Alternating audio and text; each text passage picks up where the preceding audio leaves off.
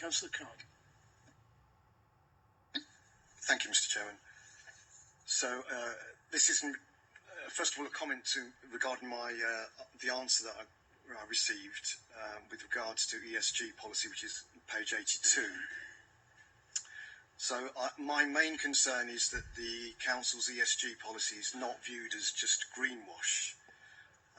I appreciate the answer that of the 6 money market funds where the Council funds were placed, 4 met the Net Zero Asset Management Alliance criteria, but it should be noted that there are 301 fund managers that have signed the Net Zero Asset Management Alliance.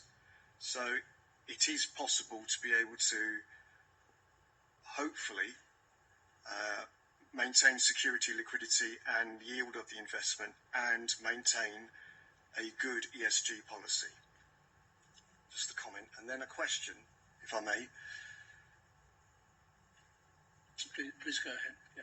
So within its ESG policy, this Council notes that when investing in banks and funds, the Council prioritises, that's the key word, prioritises banks that are signatories to the UN principles of responsible banking. This is a good policy. However, I would argue that this Council needs to only invest in banks and funds that are signatories as a minimum. Even banks that are signatories to the principles of responsible banking are found to be grossly irresponsible.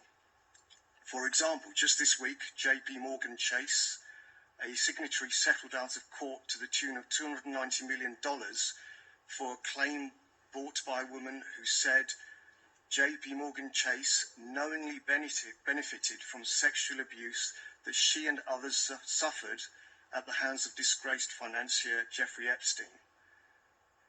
Can I just stop you there? I don't think we have any investments through JP Morgan. Would that be? No, okay? We don't. No, we don't. No.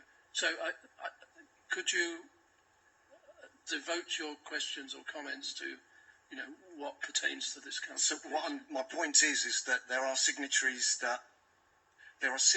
even to this list of responsible bankers that are irresponsible. So if we're actually also investing in banks and funds which aren't even on this list that is supposedly responsible, then goodness knows what these other banks and funds are like. So could we actually maybe change the policy and only focus on banks and funds which are on the responsible banking lists?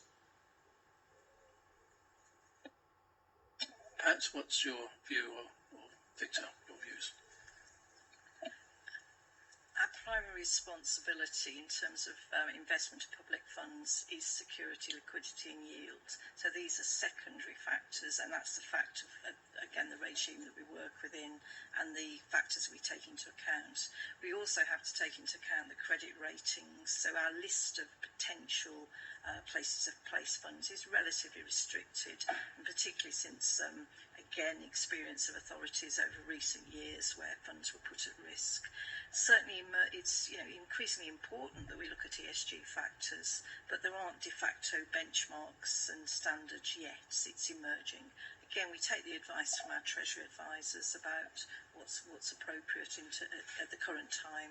We'll be looking at this again next year to see what further information comes forward. But this always has to come secondary to security, liquidity and yield.